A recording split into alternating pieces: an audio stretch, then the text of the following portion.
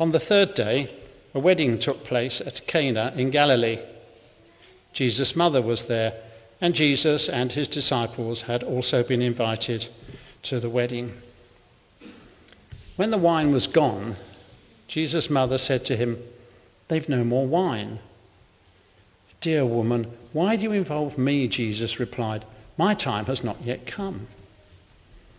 His mother said to the servants, "Do whatever he tells you." Nearby stood 6 stone water jars, the kind used by the Jews for ceremonial washing, each holding from 20 to 30 gallons. Jesus said to the servants, "Fill the jars with water." So they filled them to the brim. Then he told them, "Now draw some out and take it to the master of the banquet." They did so, and the master of the banquet tasted the water that had been turned into wine. He did not realize where it had come from, though the servants who had drawn the water knew. Then he called the bridegroom aside and said, "Everyone brings out the choice wine first, and then the cheaper wine after the guests have had too much to drink. But you've saved the best till now." This, the first of his miraculous signs, Jesus performed in Cana of Galilee. He thus revealed his glory, and his disciples put their faith in him. This is the word of the Lord. Thanks be to God. Right, good morning. What's a introduction? Thank you, Margaret. Right, now this is quite an easy story, isn't it? Jesus turns up to a wedding. He sees that the wine's run out, and then he turns water into wine. Amazing, and he does a miracle. So that's it. Brilliant. Though it needs a little bit more explanation there, doesn't it? When I started to research this passage, I decided to Google Jesus turning water into wine. And how many hits do you think I got from Google? Any ideas? 4,000, thank you. It was 1 million hits. And then I thought, well, that's quite good. It's good that Jesus has a presence on the net. And then I decided to think about how do you turn water into wine? Guess how many hits I got for that? Any ideas? Another 1 million, so you reckon 2 million. Actually, it was 84 million. Clearly, there's a little bit of an imbalance there. People are more interested to know how we turn water into wine than how actually Jesus did it, but never mind. So, I need a few volunteers. So, children, if you'd like to come up to the front, we're going to attempt a little drama. Good luck. Just over here. Right. Now, after my research, my 84 million hits, I obviously looked at every single one. I did also find out that there is a small town in Italy, the south of Rome, that actually has a festival each year, and they celebrate that festival with wine. And what they do is that they turn off the water supply to the local fountain, and they replace it with wine. And so during the week, people can go up to the fountain and they can taste wine from the fountain. Amazing. This is where you guys come in. But in 2008, the surprise was that people in their own homes turned on their taps. They filled up their water, or their cups rather, and then they drank the water. But behold, it wasn't water, it was wine. Surprise. Excellent. Unfortunately, there was a technical hitch, and someone from the council, surprise, surprise, had forgotten to do the right pipe. And so instead of the fountain being full of wine, it was actually the local homes and one of the local bars as well, which thought their luck was in.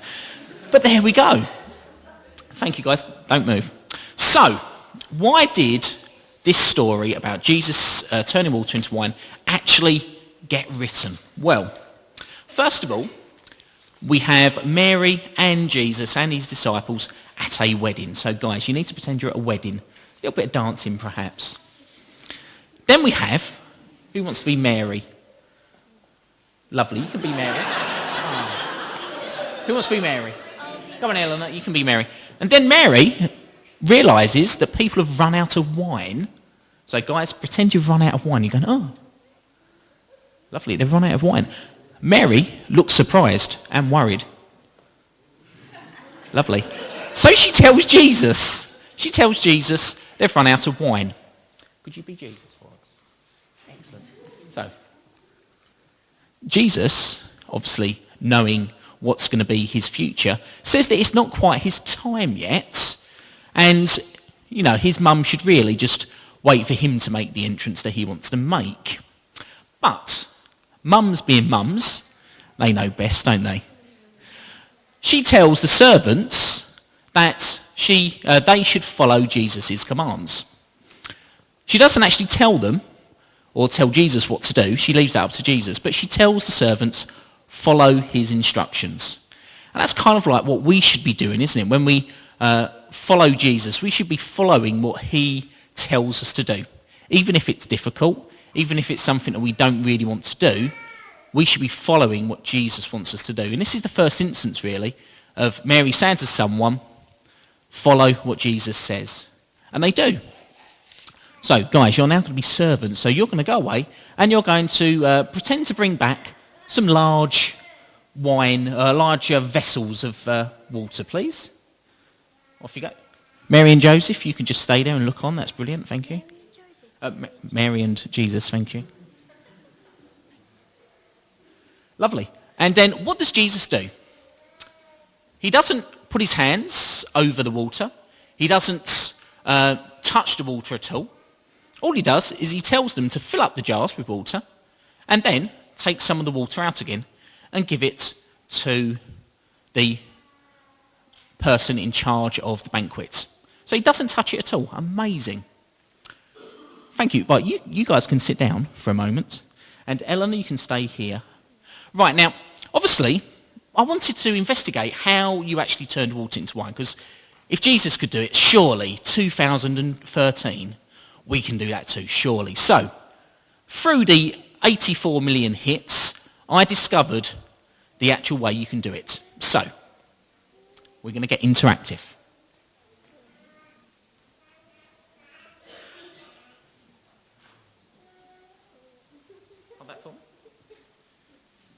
We have some water, an empty wine glass, some chemicals,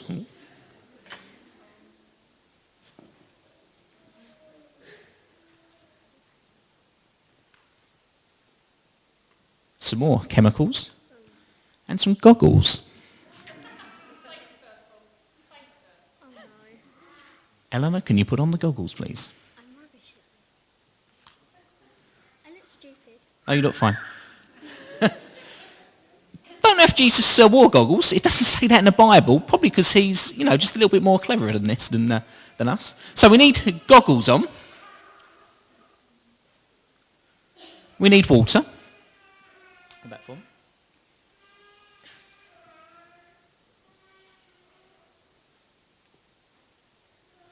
And then we need an empty jar. Empty? Apart from the Ribena in it, empty? Yeah. Excellent. It's empty. So, this is how you make water into wine, apparently. Step 1, wear goggles. Excellent. Fill a glass with water and add caustic soda. Hold that for me. So, if you could put that in there, please. That's it, put it all in. Yeah, drop in. No. Never work with children or, in particular, your daughter. You done outro time. Thank you. So we dropped in the caustic soda. Now we need to add another chemical. This sounds brilliant, doesn't it? Hold that for me. My syringe of, what is it called? Some unpronounceable chemical called phenylephrine. Sounds delightful. Can you put that in for me? Yeah. Can you hold that? There you go. Excellent. Thank you. And then we need to just add a little bit more water now. I'll do that.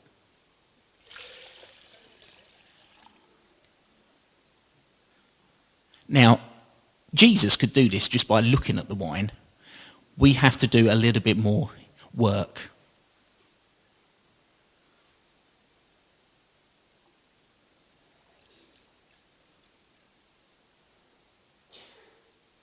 Thank you. As you can see, we now have wine. Not really.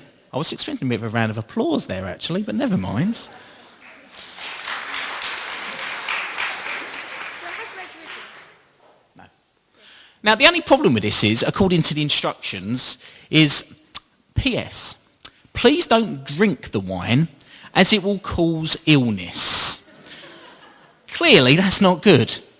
Thank you. You can sit down now. Now, why have I just gone on about that? Well, clearly it shows us that we can't do something that Jesus could quite easily. And it also says in the Bible that when the servants took the wine, it was the best wine that the master of the banquet had ever drunk. And clearly, what we've made here today isn't good for you. So that just shows you the miracle that Jesus was able to perform. But also, if we look into it a little bit more deeply, Jesus did something that wasn't expected. Jesus took some servants and he asked the servants to fill up the vessels that were normally used for washing your hands. So he did something that wasn't expected. It was out of the ordinary. But even more extraordinary is, even though Mary had told the servants to do what Jesus told them to do, they actually, without question, did what Jesus asked. And then they had this real leap of faith, didn't they? They filled up the water jars that were normally used for washing hands, and then they were told to take it to the master of the banquet. So you could imagine, couldn't you? They've just filled up water, and they're taking it to the master of the banquet, expecting to be told probably, why have you given me this water? But suddenly, this leap of faith, it's wine. And that really stands out. So it's not really the fact that water was turned into wine that's important in this story. It's the leap of faith. It's the faith that servants had in Jesus. It's the fact that Mary told the servants, follow Jesus, that's important. So it's not the 84 million hits on how to turn water into wine. It's actually follow Jesus. That's the way you should be leading your life. And also, if we think about the wine, it also represents the joy that we have and the spirit that fills us when we open up our hearts to God. It's a bit like the baptism we've had today. We allow Jesus into our hearts, and that joy and the spirit fills us, and we become overflowing with his love.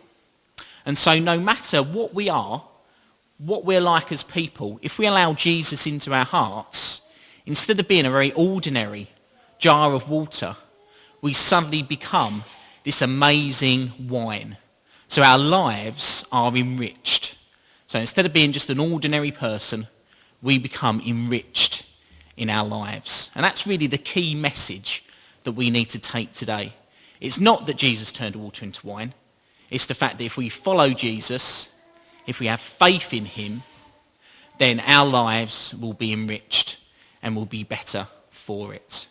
Even when things get tough, we just need to trust and follow in Jesus. So, to finish then, I don't know where all of my helpers have gone. They've suddenly disappeared. To finish then, when we read the Bible, when we look at these stories, we need to dig that a little bit deeper. And we need to look at why Jesus did those things.